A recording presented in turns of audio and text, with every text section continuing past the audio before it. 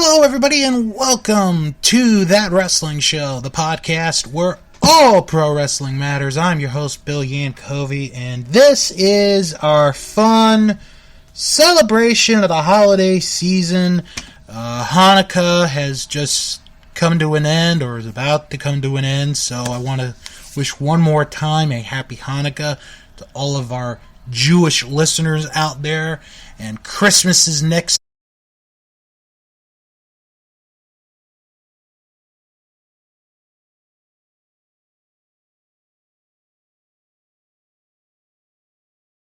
We all will have a healthy and safe 2021. This week on the show, this is going to be the show where we have a lot of fun, because today I will be doing a requested review. This is one that has been asked for quite a long time, and you know, we're right at the end of the season, right at the end of the year, so why not do a review? And I'll talk about that a little bit later on. Plus, there are two pay-per-views that we're going to preview here this week on That Wrestling Show. Final Battle, which is tonight, and this Sunday's TLC pay-per-view. So there is a lot going on in basically what is the last pay-per-view weekend of the entire year. There is some news, actually, to discuss. And let's start it off with Impact Wrestling. And they announced that at Genesis, which will be airing on Impact Plus on Saturday, January the 9th, they are bringing back the Super X Cup. This is the fourth edition of the Super X Cup. It is an 8-man single elimination tournament featuring X Division wrestlers. In the past, it has featured international talent. I don't think we're going to have international talent in this coming tournament. The original tournament took place in 2003, where Chris Sabin was the inaugural winner of that tournament, defeating Juventud Guerrera in the finals of that tournament. 2 years later, Samoa Joe would win that tournament, beating AJ Styles in the finals. The last edition of the Super X Cup was in 2017, during that weird time where Impact and Global Force Wrestling were working together, and Desmond Xavier ended up winning that one. He defeated Taiji Ishimori in the finals of that. As of right now, no names have been announced for this tournament.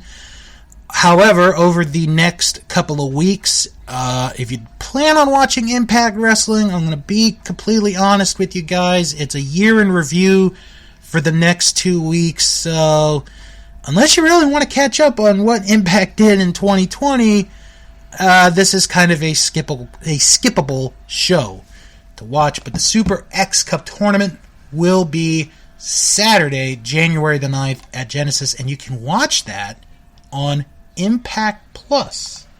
So check that out. Now, there is a new Hall of Fame. Yes, there is a new Hall of Fame. It is the International Professional Wrestling Hall of Fame. And real briefly, I want to talk about what is this Hall of Fame. So this is from the International Pro Wrestling Hall of Fame website, which is prowrestlinghall.org, and it reads, "The International Professional Wrestling Hall of Fame is a not-for-profit entity formed to preserve and honor the history of professional wrestling from around the world. Special attention will be given to ensure the contributions to professional wrestling by individuals from various backgrounds and diverse cultures will be highlighted in the establishment." On December 10th, 2019, the New York State Board of Regents approved a provisional charter for the International Pro Wrestling Hall of Fame. Included in the charter for the International Pro Wrestling Hall of Fame is the mission statement that reads, "The International Professional Wrestling Hall of Fame is a not-for-profit entity formed to preserve and honor the history of professional wrestling from around the world. Special attention will be given to ensure the contributions to professional wrestling by individuals from various backgrounds and diverse cultures will be highlighted in the establishment. This is an incredible day. The Empire State is going to be the home for the IPWHF. The board of directors need to be commended for their work in accomplishing this milestone," said Tony Vellano. Tony had first instituted a Hall of Fame designated for professional wrestling in upstate New York in 1999. Eventually, that institution was moved to Texas after operating in New York for 16 years. "I knew we needed to bring the International Professional Wrestling Hall of Fame to the Northeast," said Seth Turner, president of the IPWHF. "In July 2019, I met with Tony Vellano to learn about his experience, and it inspired me to engage in trying to open a Hall of Fame. We have a great deal of work to do, but we also have a committed group of professionals who have the ability to make the International Professional Wrestling Hall of Fame a first-class institution. With the goal of having a first-class institution in mind, the Board of Trustees of the International Professional Wrestling Hall of Fame is now proceeding by building their website and social media platforms, planning fundraising, and negotiating with local governments who have expressed interest in hosting the establishment. The plan is to have a building secured, renovated, and ready to open in the next 12 months. Stay tuned for updates regarding the Hall of Fame." Well, unfortunately, because of the pandemic, we couldn't have a building, or at least a building to open at the moment. Now, this inaugural class is, I would say, with the exception of the Observer Hall of Fame, maybe the biggest first class in the history of any wrestling Hall of Fame that I've ever seen, because there are 24 people that got inducted into this Hall of Fame. And there's a video presentation of this, which you can watch if you want. And basically, to make it short, they had 6 categories. And there were 15 wrestlers in each category. Over 40 people had a chance to vote. They got to place their vote. They could vote up to 5 people per category. The top 4 vote getters in each group would be inducted into the International Professional Wrestling Hall of Fame. So, with that said, this was announced earlier this week. Here is the inaugural class for the International Professional Wrestling Hall of Fame, the class of 2021. And this is in no particular order, so I will read it as it is posted on the website.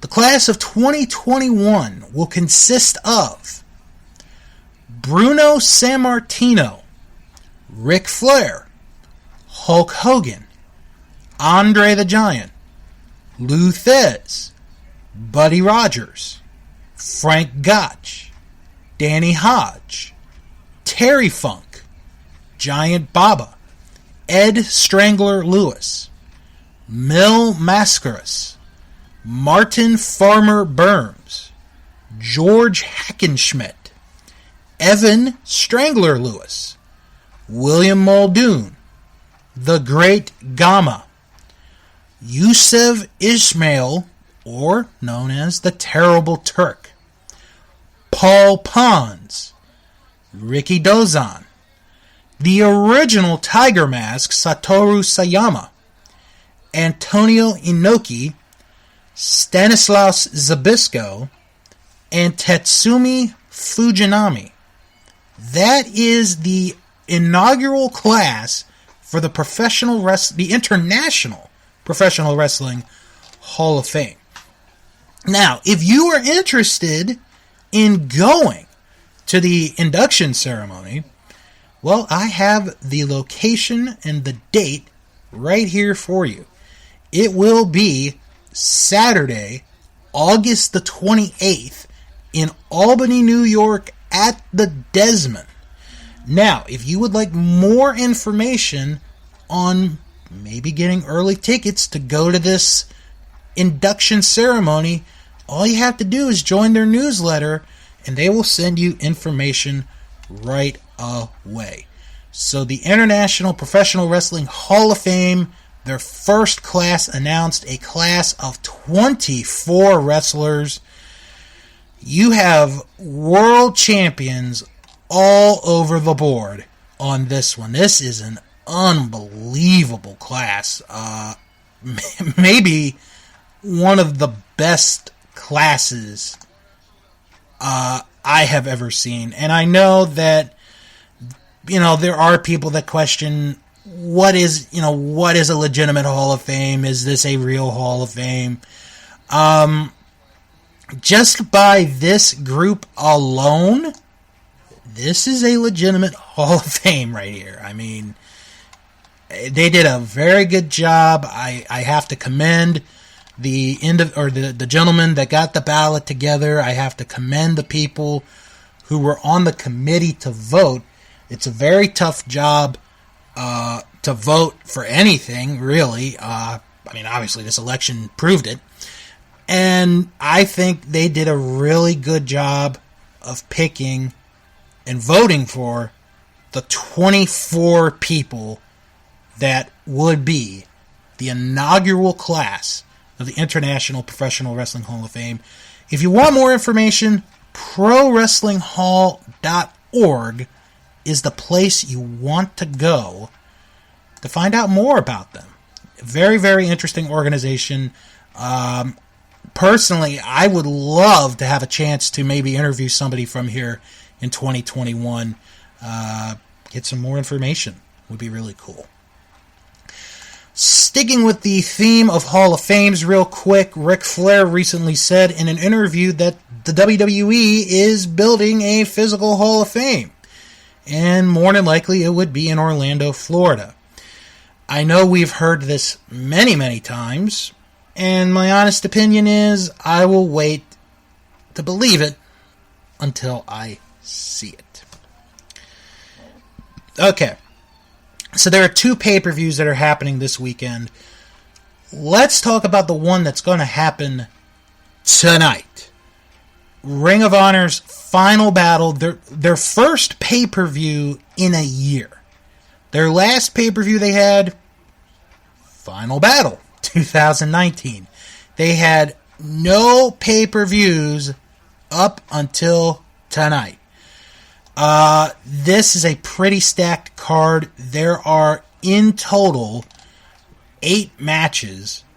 Almost all the titles are on the line. The only one that is not is the 6-man tag team title. That is because 2 of the competitors in that match, actually 2/3 of the 6-man tag team champions, tested positive for COVID before they even left to go to Baltimore for Final Battle. Bandito and Flamita were scheduled to be on the card. That match has been scrapped. EC3, who had a big match against Jay Briscoe, that match has been scrapped. And Kenny King, even though he was not on the card, he also tested positive, so he will not be at the event this weekend. So let's take a look at the card, and I'm going to give you my predictions for who will win all these matches here at Final Battle. We'll start off with Danhausen going up against Brian Johnson. Now, this is an interesting situation because Danhausen has signed a Ring of Honor contract.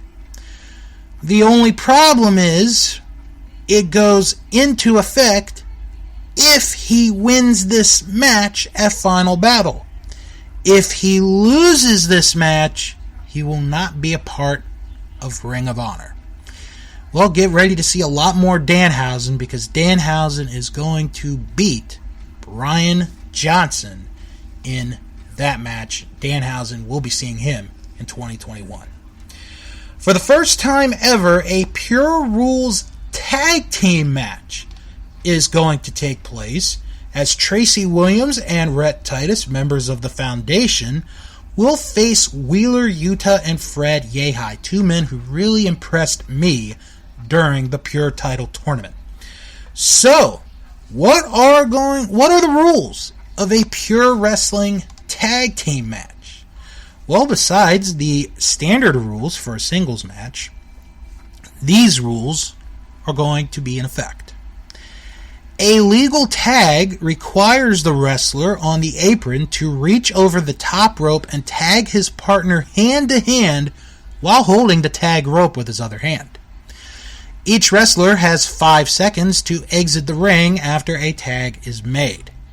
And each time a team breaks up a pinfall or submission, that team will lose a rope break. Breaking up a pinfall or submission when a team is out of rope breaks will result in a disqualification. So, with the rules all put into play, this is going to be... I'm very interested to see where this is going to go. I do think Williams and Titus are going to win this match, however. That is my prediction. Jonathan Gresham is going to be a very busy man at Final Battle. He's got 2 matches. He will defend the Pure title against Flip Gordon in his first title defense since winning the title. This is going to be a very good match. I'm really looking forward to it. But Jonathan Gresham just got the belt. He just won the belt. So I think Gresham is going over there. The second match is for the Ring of Honor World Tag Team titles, where he teams up with his partner Jay Lethal as they will face the, well, I think unusual is the wrong word for this team. I mean, probably more unique would be the right way to put it, of PCO and Mark Briscoe. This is a very interesting match. I think it's even more interesting now that Jay Briscoe does not have a match on the card. I think Lethal and Gresham are going to keep the belts. They really didn't defend the titles that much before the pandemic, so why take the belts off of them? I think Gresham and Lethal are going to keep them. We got a big grudge match at Final Battle tonight. Vincent and Bateman are going to team up. They're going to face Matt Taven and Mike Bennett. This is going to be an absolute war. I see Vincent and Bateman winning this one. I think this is going to continue the feud. Going to be very interesting to see how this turns out.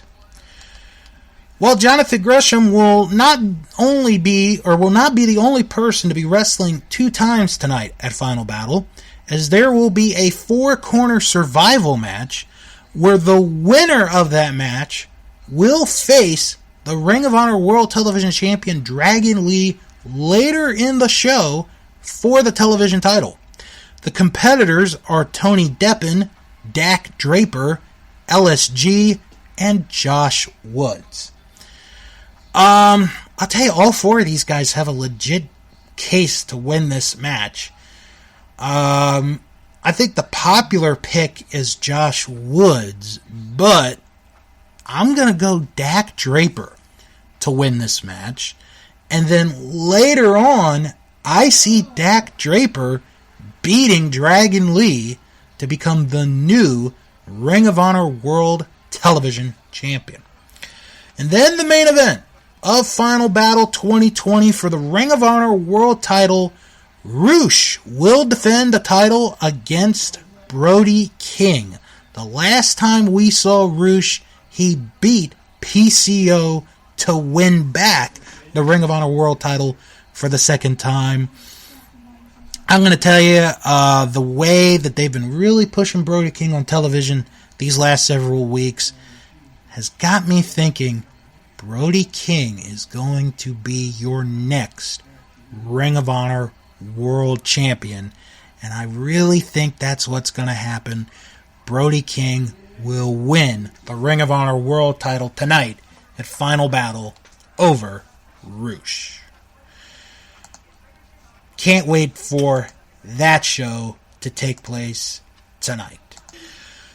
Okay, so, one of the things that I really like about doing a podcast and being able to talk to you, the listeners, is getting requests. Every once in a while, I'll get a request to maybe review something or discuss something. And one particular fan in general, Nick Opalewski, he's asked this show to do some reviews in the past.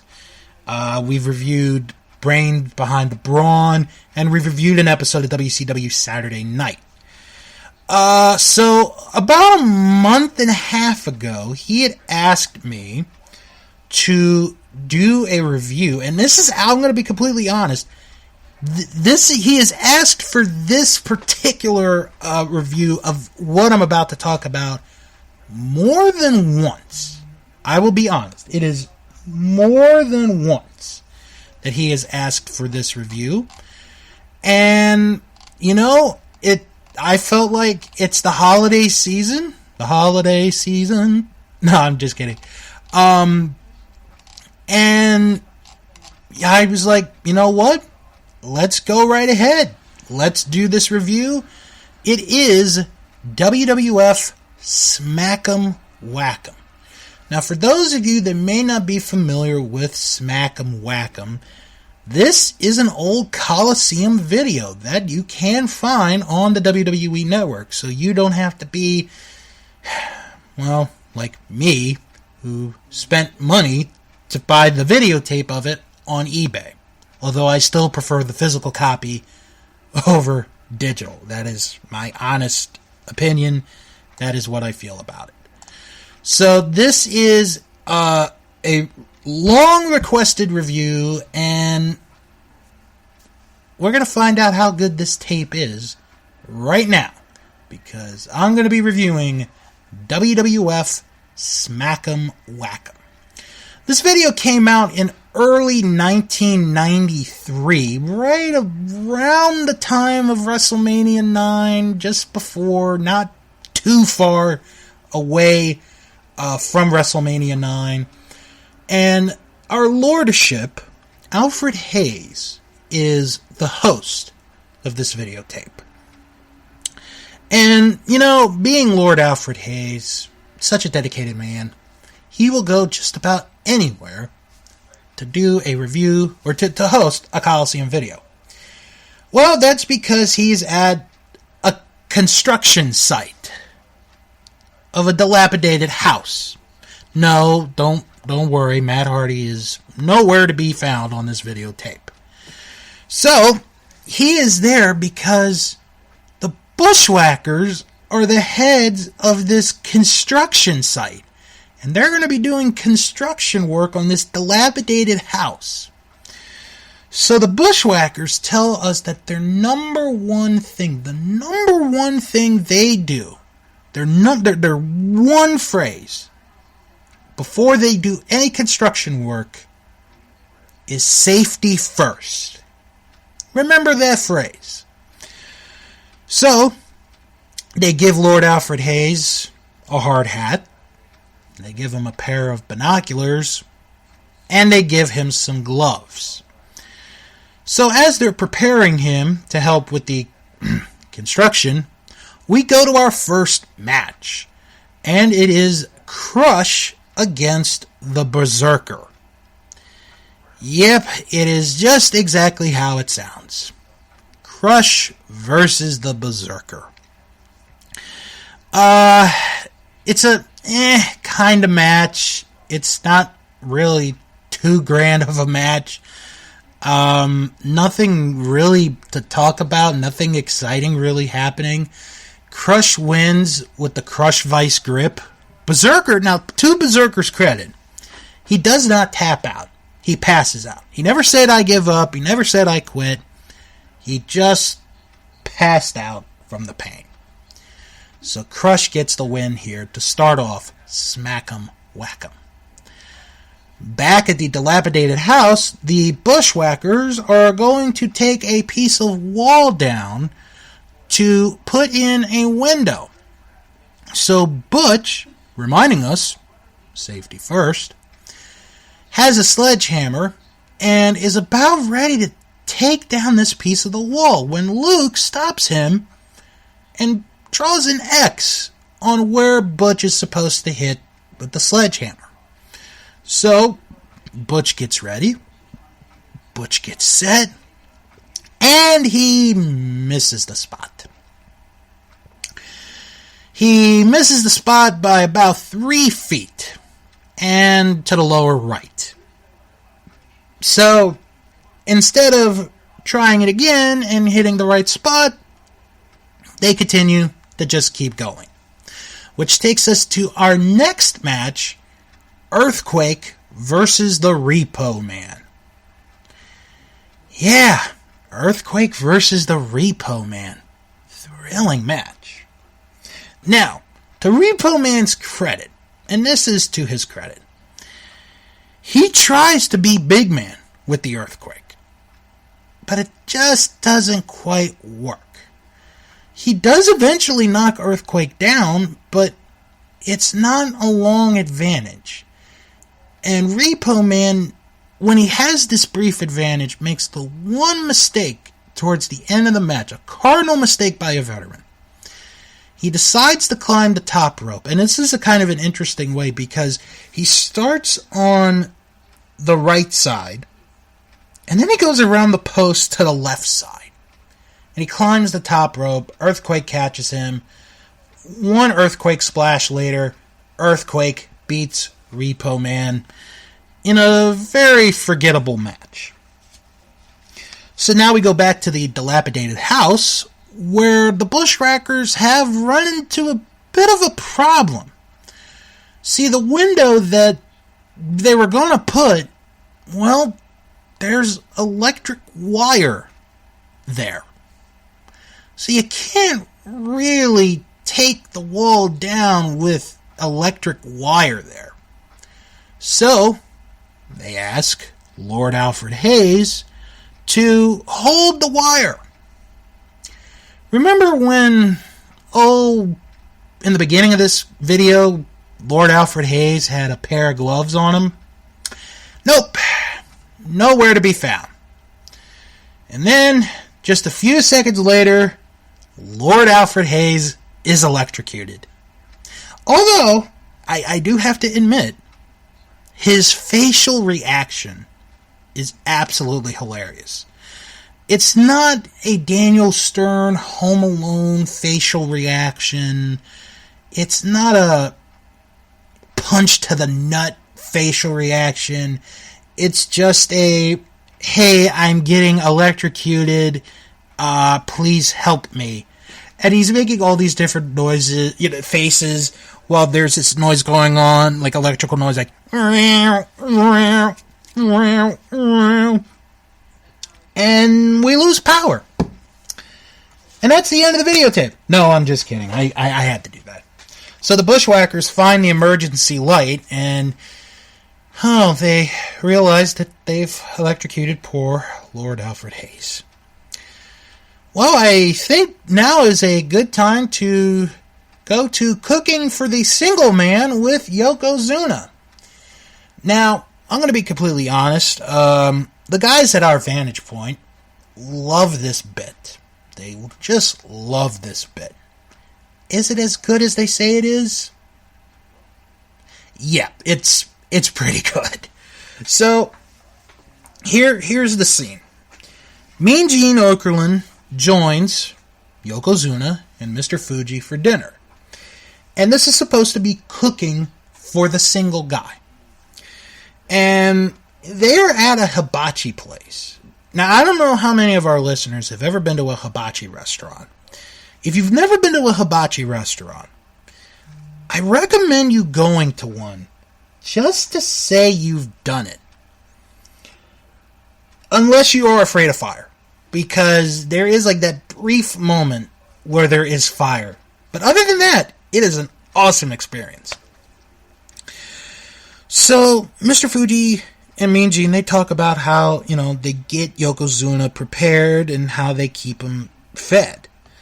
And apparently, Yokozuna eats 15,000 calories a day.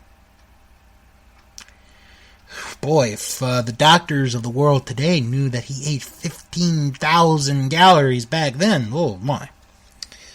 So, after being given warm napkins, we get some appetizers, and it's raw fish. Now, I do want to clear up for the record, it is not sushi. It is raw fish.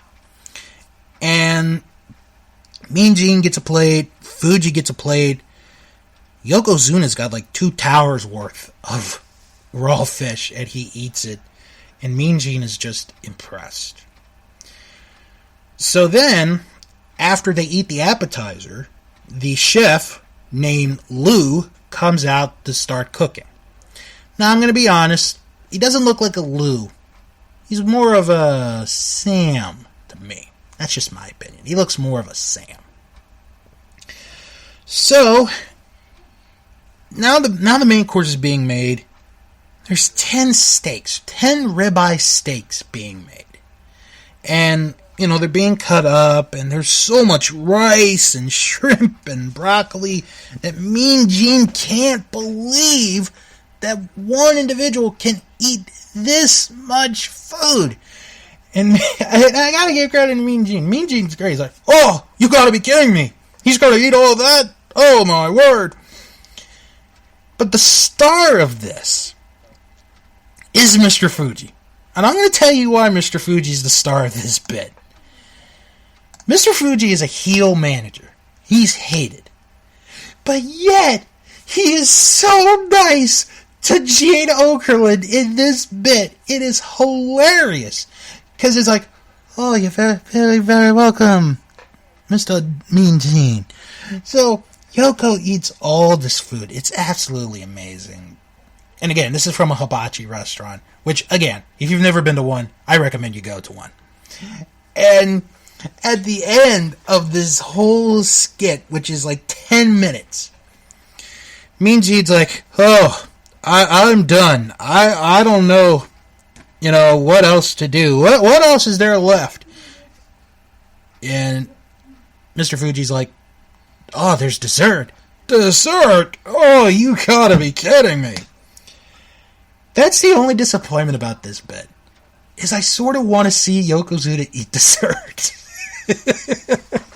No lie, I wanted to see Yokozuna eat dessert.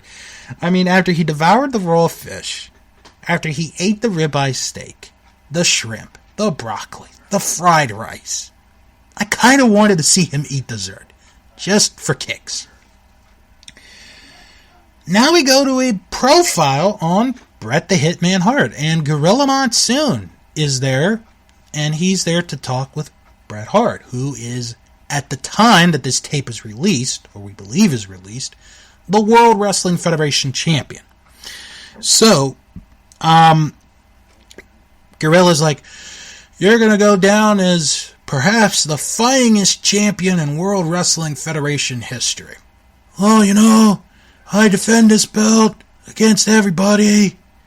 I want to be the best, and I am. So, they first talk about this ladder match with Shawn Michaels. This is when Bret was the Intercontinental Champion. This is a Coliseum video exclusive. This match has never been seen anywhere except the people in the arena. Now, historical facts. This is the original ladder match for the World Wrestling Federation. This is the very first ladder match. Why this didn't get put on TV? Who knows? So Bret and Shawn have the match. Sensational Sherry is out there. This is a fun match. And in a way, it's kind of a predecessor of what we're going to see over the next 25 years as far as ladder matches go. What I like, there's so many things about this match I like. The way Bret and Shawn interact it's very good. Even though at times they could be a little bit cautious, they're still very good at what they are doing. Secondly, the commentary is done very well.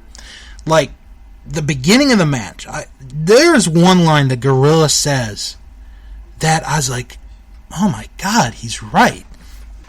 Because when Bret gives the belt, the Intercontinental belt, to the referee, and it's being set up, Gorilla Monsoon has this line of, Bradhart has basically just lost his title. I never really thought of it like that. He's so true. Another great thing about the commentary is how Lord Alfred Hayes sticks up for Sensational Sherry. He's like, oh, she'll never get involved in this match, Gorilla. She wouldn't do such a thing. But Sensational Sherry does get involved a couple of times in this match. This is a fun match to watch. Is this the greatest ladder match of all time? No. Not by a long shot. But this is a fun ladder match, especially in 1992 when this match was filmed. It is a very good match. The end comes when Bret Hart does a drop kick on the ladder. Shawn falls off the ladder, crotches himself, goes out to the floor. Sherry is trying to console him. Bret climbs up, and I love how Gorilla's like, oh, he's almost there. Oh, now he's there. He's now got it. And Bret Hart retains the Intercontinental title in a very fun match. Now, if you've ever watched on WWE Network, when they used to have WWE Countdown, they had a list of, I think it was like the 10 craziest ladder matches of all time. And they gave an honorable mention to this match. And Bret talks about how he asked Vince if he watched this match. And Vince said, no, I didn't watch the match. How could you not watch a match you've never... It's amazing. It is amazing. You know, if Vince had watched it, he probably would have really enjoyed it. It was a hell of a match. So, we go back to Bret and Gorilla, and Gorilla really sticks with this theme of Bret Hart is a fighting champion, and he really would face anybody of any size. So this next match, he's going to face Kamala, the Ugandan giant. Now, Kamala is still at this time managed by Harvey Whippleman and Kim Chi. So they have this rare opportunity to be the heavyweight champion of the world. Bret Hart has only had the belt for like 2 weeks. He's really had it for a short period of time. So the match is a unique match, and it's kind of a good big man, little man match. And it's not your stereotypical big man, little man match where the big guys take a complete control. Bret Hart is a smart wrestler in this match. He's smart, he's done very well, and he was able to do this match, and it's a good match. It's actually a decent match. They use the idea or the fact that Kamala does not wear shoes. Bret Hart stomps on his feet. It's good. And in the end of the match, Kamala tries to splash Bret Hart with Kim Chi holding him. Bret moves out of the way, hits Kim Chi. Bret gets a roll up. 1, 2, 3. Bret Hart retains the World Wrestling Federation title. After the match, Kamala attacks Bret Hart, and Kim Chi and Harvey Whippleman are holding Bret down. And Kamala's gonna splash Bret Hart. But Bret moves out of the way, and in the process moves his arms to get Harvey Whippleman into his spot and Kamala splashes Whippleman for his troubles. Kimchi gets beat up, Whippleman gets sent to the floor, and Bradhart stands in celebration. And now, we get to the big part. This is probably the reason why, if you were fortunate enough to buy this videotape, this is probably the reason why you bought this videotape. Because this is another Coliseum video exclusive. Never aired on television. Bret Hart versus Ric Flair for the World Wrestling Federation title.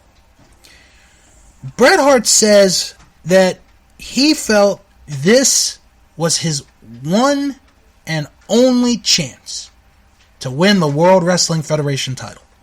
This was the only chance he would ever get to win this belt. And he had to do it. And the fact that the match was held in Saskatchewan, in Saskatoon, Saskatchewan, where his dad is from, he's from Saskatchewan, just added the pressure a little bit more. Bret Hart also talks about how he sprained his ankle 2 or 3 minutes into this match and had a dislocated finger during the match. Now, let's talk about the real facts. Ric Flair had a problem with his ear, and it was affecting his balance. It was a very weird situation. So, Vince kind of made an audible call to take the title off of Ric Flair, because the way it looked, the way they were going to build this up, you had the main event of the Survivor Series was going to be Ric Flair and Razor Ramon against the Ultimate Warrior and Macho Man Randy Savage. That was the main event of the Survivor Series. And allegedly, that being the key word, allegedly, it was going to lead into WrestleMania 9, where it was going to be Ric Flair versus the Ultimate Warrior for the belt, and the Warrior was going to win it. Allegedly. I cannot confirm or deny that story. So, Ric Flair has this ear problem. It's affecting his equilibrium. He's not as good or as healthy as he should be. So instead of risking having your world champion be in a position where he can't make the shows, Vince kind of calls an audible and decides we need to take the title off of him. He can't be champion, if he's going to have this, if he has this problem. So, there was only one guy to do it, Bret Hart. Bret Hart has been in this company at this time for 8 years. He's been the tag team champion twice. He's been Intercontinental champion twice. And it was an emergency call, actually. Like, Bret was on a different tour at the time, and he was on the next flight to Saskatoon to make this title match. This match, while it is long, and it is long, it is 20 plus minutes, it's a good match. It is a good match. You get good quality wrestling out of these two guys. Good back and forth, hold for hold, move for move, no cheating whatsoever, just good quality wrestling. And you do see, and you got to catch it, where Bret does pop his finger back in. You have to catch it, because if you got to catch it real quick, otherwise you're going to miss it. So the end of the match, Ric Flair goes to the top rope. Bret catches him, throws him off. He hits a series of moves, goes for the sharpshooter, locks it on. He's got the sharpshooter on. Mr. Perfect gets up on the apron, distracts the referee. While he's doing this, Ric Flair is submitting. He's giving up to the sharpshooter. Referee doesn't see it. Perfect is told to get down. Referee turns around. Ric Flair is saying, yes, I give up, I submit, I surrender. Ring that bell. Bret Hart, the new World Wrestling Federation champion in his home country, in Canada, in the province where his dad grew up in Saskatchewan. And Bret Hart is the new World Wrestling Federation champion. And he goes on to have about a 5-month reign. Yeah, about a 5-month reign as World Wrestling Federation champion, almost 6 months, where in the early stages of that run, he defends the title against everybody. I mean, heck, Virgil gets a title match on Superstars. You don't believe me? Go to WWE Network. Watch Superstars. Virgil gets a championship match. So Gorilla, once again, says, you know, Bret, when this is all done, you'll be known as the hardest fighting champion ever. You know, I just want to thank the fans for sticking by me, and that I am the best there is, the best there was, and the best there ever will be. And that's our profile on Bret Hart. I have to say, a tremendous job on the profile segment, because up until there, the 2 matches we had were clunkers. They were bad matches. These 3 actually saved this video. They saved this video, believe it or not. So, Lord Alfred Hayes has managed to recover from being electrocuted, somehow. We believe Butch gave CPR. And they now need to fix a pipe, a water pipe. Remember, safety first. So, they ask Lord Alfred Hayes to help them put his finger in this hole to help the water. Well, Luke's working on the pipe, and, oh, all the water's going all over Lord Alfred Hayes. So, within about the last 45 minutes, Lord Alfred Hayes has been electrocuted and drowned. He's died twice. Now we go to the final match on our videotape, Razor Ramon against The Undertaker. And this is a very interesting match. This is, I believe, and again, I could be wrong, the first time Razor Ramon and The Undertaker wrestled each other. And I hate to say this, it is not a good match. Basically, the whole point of the match, Razor doesn't want to wrestle Undertaker. He is finding any way possible to not wrestle this guy. But yet, he's got to do it. He's got to do it. So, Razor hits a couple of moves. You know, Undertaker goes out over the top. Nothing really happens. And then the end of the match, Razor grabs the urn. Paul Bearer, you know, he's upset. He's distracting the referee. Hits Undertaker with the urn. You'd think it'd be over. 1, 2, Undertaker kicks out. He gets up, he goozles Razor, hits him with a choke slam, and 1 choke slam is 1 too many for Razor Ramon. He gets out of the ring, he goes to the back. Undertaker wins as a result of a countout. Oh, boy. Yeah. Probably the first time these two ever met. That's how this goes. So we go back to Lord Alfred Hayes and the Bushwhackers and the dilapidated house. And the Bushwhackers are very sorry for what happened to Lord Alfred Hayes. I mean, heck, he was electrocuted. He kind of drowned. He beat death twice. So they want to make it up to him. So they bring in a lounge chair and they have him sit down and they're going to put the TV on and Lord Alfred Hayes can sit and watch his favorite Coliseum videos.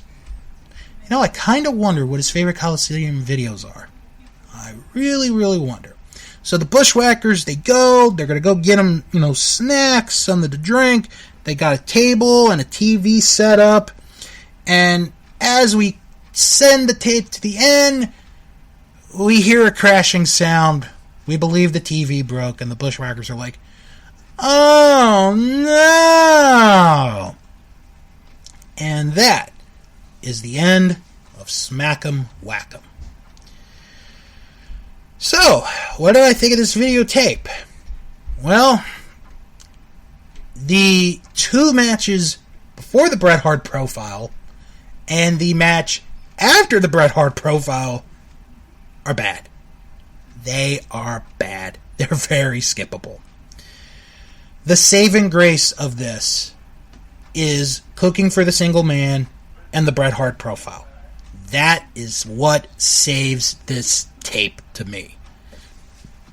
Because if those two bits were not there, I would be hating on this tape so much. Plus, the interaction between Lord Alfred Hayes and the Bushwhackers was actually kind of funny. Not, haha, it's hilarious, gut-busting funny, but it was funny in its own way. So, I'm gonna give this a thumbs up.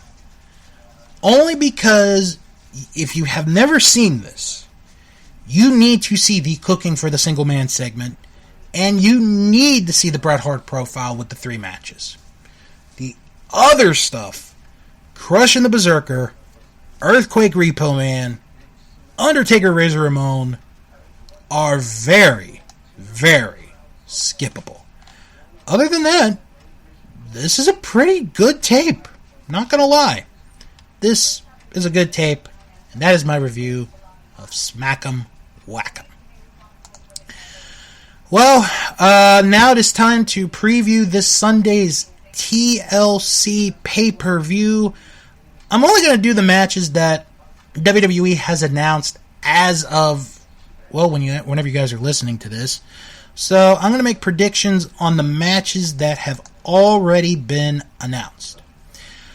So I'll begin with the Raw Tag Team title match. The New Day will defend against Shelton Benjamin and Cedric Alexander. I gotta believe this is Cedric and Shelton winning the tag team titles. I just can't see it being any other way but Shelton and Cedric winning the tag team titles. I can't see New Day holding on to the tag team titles. I just cannot. Women's tag team titles on the line. Nia Jax and Shayna Baszler will defend against Asuka and, well, we don't know. Originally, it was going to be Lana, but Lana was taken out on Raw this Monday night. So, now we're wondering, who is Asuka going to pick? I can tell you the name that a lot of people think it's going to be is Charlotte Flair. Which wouldn't surprise me. I mean, we haven't seen Charlotte in, 5-6 months, just about. Another name I've heard is Ronda Rousey. I don't think it's going to be Ronda Rousey. I will say this. If it was still Asuka and Lana against Nia Jax and Shayna Baszler, I'd say we would have new tag team champions. But since it's not, and I don't know who the partner's going to be, I'm going to say Nia Jax and Shayna Baszler retain the tag team titles. That's going to be my prediction. SmackDown Women's title. Oh boy, yeah, I'm really looking forward to this match. Sasha Banks against Carmella. Sasha Banks wins the match.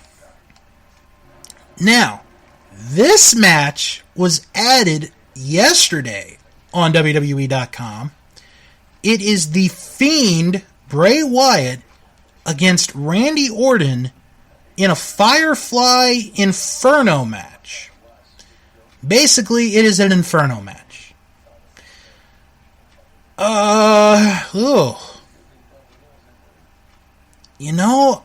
I was gonna say, before they made this, an Inferno match, that Bray Wyatt was going to win this match. But now that it's an Inferno match, I don't think they'd have Randy get burned in this. I really don't. So I think Randy Orton's going to win this match. If it was just a regular match or a different stipulation, I'd say The Fiend would win. But now that it's an Inferno match, I don't know. I think Randy's going to win that one. Roman Reigns defends the Universal Championship against Kevin Owens in a TLC match. It would be cool to see KO win this, but it's going to be Roman Reigns. And the WWE Championship will be defended also in a TLC match. Drew McIntyre defending against AJ Styles. It is going to be Drew McIntyre that retains the WWE title. And that is your preview of TLC. And that's going to be a wrap-up of this week's show. But before we go, if you have any questions or comments, send an email, wrestlingman@thatwrestlingshow.com. Don't forget to follow the show on Twitter. Follow us on Instagram. Join the Facebook group, That Wrestling Show fan group. You put it in the search bar. You type it in the search bar. You're right there. If you can't find it, it's okay. I put the link in the description of each and every episode. And if you like what you hear, check out our Patreon page, patreon.com/thatwrestlingshow. Now, one more thing I want to mention before I get into the plugs. This coming Monday is the announcement of the annual That Wrestling Awards show.